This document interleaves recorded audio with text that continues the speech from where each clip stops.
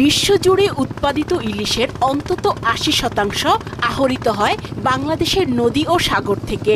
বর্তমানে ১২৫টি উপজেলার নদ নদীতে ইলিশ পাওয়া যাচ্ছে।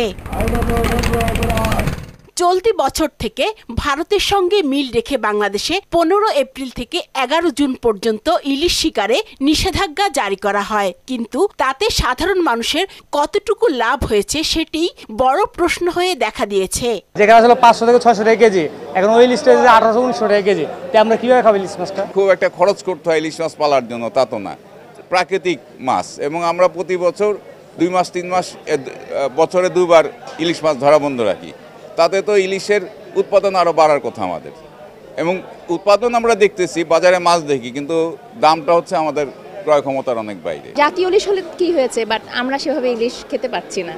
এটা আমাদের একটা অনেক বড় দুঃখ। আমরা ভেবেছিলাম যে মনে হয় আমরা এবার খেতে পারবো, এতদিন খেতে পারিনি, বাট এবার খেতে পারবো। এবারও সেই একই পজিশনেই আমরা আছি, তাহলে কি লাভ হলো? সিন্ডিকেটের কারণেই এই ইলিশের দামটা বেশি। ইলিশের কোনো উৎপাদন কম আছে? ইলিশের কোনো খরচ আছে? ৮০০ গ্রামের বেশি কিন্তু ১ কেজির কম। বাজারে এমন ইলিশের দাম ২০০০ টাকা, আর ১ কেজি ছাড়ালে ২.৫ থেকে ৩,০০০ টাকা। এই মাছ আমি ১০ টাকা পিছু বেচছি, আর সেই মাছ এখন ১৫০০-১৬০০ টাকা বিক্রি করতে হয়। ওইখান থেকে ৪ হাত পরে আমরা পাই, আমরা তো লাভ করি আপনার 5%। কয় হাত বা তোলে থেকে বরিশাল থেকে ঢাকায় আইছে, লঞ্চে আইসা ঢাকায় এসে পড়ছে।